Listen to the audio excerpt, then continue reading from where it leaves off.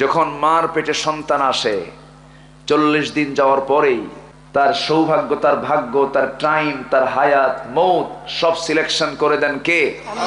আল্লাহ তাআলা। মনোযোগ দিয়ে আমরা একটু শোনার চেষ্টা করি। সেকেন্ড একটা চলে যাচ্ছে, সেই সেকেন্ড কি আর ফিরে নাকি? মিনিট একটা চলে যাচ্ছে, আর ফিরে নাকি? ঘন্টা একটা চলে যায়, ফিরবে নাকি? ফিরবে না। একটা ঘন্টা চলে গেল, একটা দিন চলে গেল, একটা সপ্তাহ চলে গেল, একটা মাস চলে গেল, একটা বছর চলে গেল জীবন থেকে। আহারে, কিন্তু জীবনটাকে সাজাতে পারলাম না, গোছাতে পারলাম না, শুধু আফসোস হয়ে যাবে। কিন্তু সে আফসোস না করা থেকে আমাদেরকে বাঁচতে হবে। আফসোস যেন না করি, ইয়া লাইতানি কুনতু তুরাবা, এই কথা যেন মুখ থেকে না বের হয় কিয়ামতের দিন, হাসরের ময়দানে। সেই দিন আফসোস করে কোনো লাভ হবে নাকি? লাভ হবে না। এই জন্য আল্লাহ রাব্বুল আলামিন বলছেন, বান্দা সময়টা নষ্ট করো না, সময়ের মূল্য তোমাকে দিতে হবে। অবশ্যই তোমাকে সময়ের মূল্য দিয়ে চলতে হবে। সেই টাইমটা তোমাকে অবশ্যই কাজে লাগাতে হবে। টাইম চলে গেলে আর ফিরে পাওয়া যাবে না। এই পৃথিবীতে আমরা ক্ষণিক দুনিয়ার জন্য আসছি, ক্ষণিকের জন্য আসছি। দুনিয়াটা হলো ক্ষণকাল, আর আখিরাতটা হলো চিরকাল। আমরা ক্ষণকাল নিয়ে বিজি না পরকাল নিয়ে বিজি? বলেন বলেন বলেন, আমরা বিজি হব কি নিয়া? ক্ষণকাল না পরকাল? ক্ষণকাল না পরকাল? ক্ষণকাল না চিরকাল? চিরকালের জন্য ব্যস্ত হতে হবে। আল্লাহ রাব্বুল আলামিন বলেন, ওয়ালাল আখিরাতু খায়রুল লাকা মিনাল উলা ওয়ালাসাউফা ইউতিকা রাব্বুকা ফাতারদা। এই দুনিয়ার চাইতে আখিরাতটাই শ্রেষ্ঠ, এটাই তো অবশিষ্ট, সেটাই তো থেকে যাবে। দুনিয়ার টাইম হলো কতই বা হতে পারে, হয়তো 80 বছর, হয়তো 100 বছর, হয়তো 120 বছর, হয়তো 150 বছরই হলো। প্রেসেন্ট অলরেডি 170 বছর পর্যন্ত মানুষ বেঁচেছে, এমন রেকর্ড নয় হলো। কিন্তু আমার বন্ধুগণের পরে তো আমি আপনি কেউ থাকবো না, সব একদিন চলে যাব। সেটা কি 100 বছর না ও সীমাহীন? বলেন বলেন, 100 না সীমাহীন? সীমাহীন। চিরস্থায়ী একটা জীবন সামনে পড়ে আছে। সেই চিরস্থায়ী জীবনের জন্য একটা চিরস্থায়ী বিধান দিয়েছেন। এই বিধানটা কি ক্ষণস্থায়ী না চিরস্থায়ী? দুনিয়ার সব কিছু কি ক্ষণস্থায়ী? আকাশ ক্ষণস্থায়ী, এই জমিনটা ক্ষণস্থায়ী, ওই বিশাল বড় মজবুত আকাশ এটাও ক্ষণস্থায়ী, এটাও একদিন ভেঙ্গে মুড়ে দুমড়ে মুচড়ে যাবে। সূর্যটা একদম মাথার কাছে চলে আসবে। পাহাড়গুলো, আমরা তো হয়তো এলাকার মানুষ পাহাড়গুলো সবাই দেখি নাই। পাহাড়গুলো কত বড় পাহাড়, এই পাহাড়গুলো তুলার মতো উঠতে থাকবে। কঠিন একটা মুহূর্ত সবার সামনে পড়ে আছে। সেই মহান রব্বুল আলামিন বলছেন, বান্দা প্রস্তুতি নিয়ে নাও। তুমি কোথায় যাচ্ছ? কোথায় যাও? ইয়া আইয়ুহাল ইনসানু মা গাররাকা বিরাব্বিকাল কারীম الذي خلقك فسواك فعدلك في أي صورة ما شاء ركبك كلا بل تكذبون بالدين وإن عليكم لحافظين كراما كاتبين يعلمون ما تفعلون জোরে বলি আল্লাহু আকবার। আল্লাহর শরণ থেকে তোমাকে কিসে গাফিল করলো, কি মোহে তুমি পড়েছো? আল্লাহ রাব্বুল আলামিন আরেক জায়গায় বলছেন, যারা পারেন ঠোঁট মিলিয়ে বলুন, আলহাকুমুত তাকাসুর হাত্তা যুরতুমুল মাকাবির কাল্লা সাউফা তা'লামুন সুম্মা কাল্লা সাউফা তা'লামুন। জোরে বলি আল্লাহু আকবার। আমার রাসূল যখন এই আয়াতগুলো পড়তেন কেঁদে ফেলতেন। সূরা ইনফিতার যখন পড়তেন কেঁদে ফেলতেন। 30তম পারার প্রত্যেকটা আয়াতের মধ্যে কান্না আছে না নাই? প্রত্যেকটা সূরার ভিতরে কান্না আছে, আবেগ আছে। আমার ভাইরা, সূরা ইখলাস পড়লেও চোখে পানি আসার কথা, কিন্তু আমরা ইখলাস পড়ে চোখে পানি আসে না কেন? এর কারণ হলো আমরা বুঝি না। আমরা কি বুঝি না? সৎসঙ্গে স্বর্গবাস, অসৎ সঙ্গে সর্বনাশ। এটা হচ্ছে মূলত শেখ সাদির কথা, এটা বাংলায় অনুবাদ হয়েছে নকল। সাহবতে সালেহ তেরা সালেহ কুনাত, সাহবতে তালেহ তেরা তালেহ মে কুনাত। আমার সংস্পর্শ যদি ভালো লোকের সাথে হয় আমি ভালো হয়ে যাব, আর আমার সংস্পর্শ যদি ইয়াবাখরের সঙ্গে হয় গাঁজাখর হব, ঠিক কিনা? এই জন্য সংস্পর্শ ভালো হওয়ার দরকার আছে না নাই? আছে। সব ধরনের বন্ধু নির্বাচন করা যাবে না। রাত যেহেতু একটু বেশি হয়েছে, শেষ হতেও আজকে একটু সময় লাগবে। আমাকে সময় কি দেওয়া যায়? সবাইকে আমাকে সময় দিবেন? জোরে বলি ইনশাআল্লাহ। যে কালীগঞ্জ, তাই না? কই কালি টালি নাই তো, সব তো ধলা। আলহামদুলিল্লাহ। কোথায় কালু? আমরা সবাই সুন্দর। মানুষ কি অসুন্দর নাকি?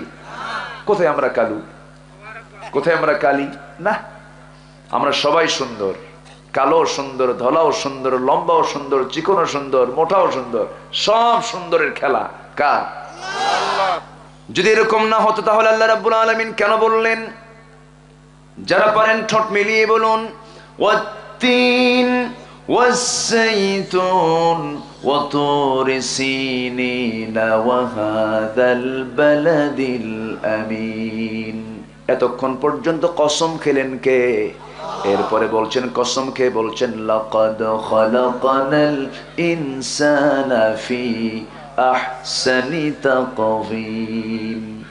আমি মানুষকে আহসান ইসমে তাফজিল থেকে এসেছে, সবচেয়ে সুন্দর করে পৃথিবীতে মানুষকে আমি বানিয়ে দিয়েছি।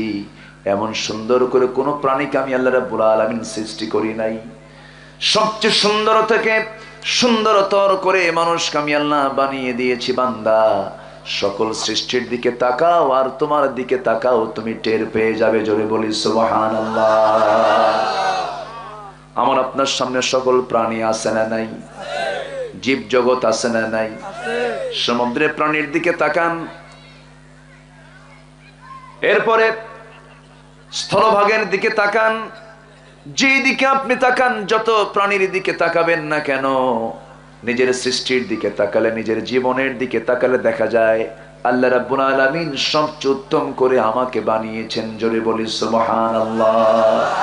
কিন্তু এখন একটা প্রশ্ন আসতে পারে, শক্তির দিক থেকে মানুষ শক্তিশালী না হাতি শক্তিশালী?